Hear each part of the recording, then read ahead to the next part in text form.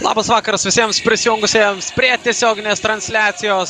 Iš toli ir Žalgiris užbėgti greitai į puolimą, bet štai taip, Eivydas Aleksa be baudo panašų gynėją. Jasikevičius susitvarko su tuo, priverčia klysti Tiškevičių. Čia Nojus prašo, ten Matas Sutkis įkertantis kamulio, jo nepagauna tikslus, jo perdavimas dar ir vaidybos. Pažiūrė jis, Matas Sutkis greitoje atakoje.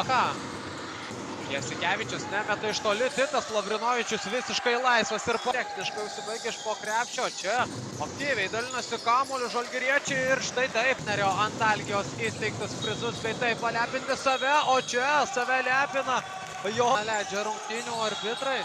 Tai ir bando išnaudoti Milastos komandą, o čia šokdina tiek Bardaitį, tiek Jakštonį ir Tadas. Rezultatą ir laimėti Nostra.lt regionų krepšinio lygos sveikatos partnerių įsteigtus prizus, o čia Tadas rimtų metimo trečiai tolimą metimą, o čia visiškai buvo pora žingsnių priekyje, klaida puolime, Aidas Kavaliauskas nušvilpė energijos ir jaunatumą, bet ar čia nepritruks koncentracijos, Arnas Tilindijas Varyk.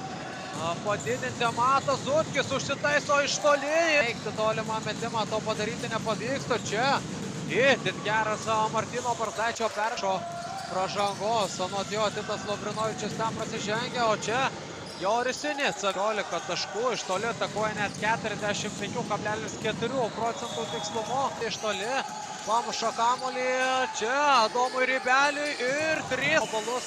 Tuo tarpu Kauno Žalgirio trečiojo komandai dieną efektyviausiai pasižymėjo Nojus Mištautas su 12 taškų ir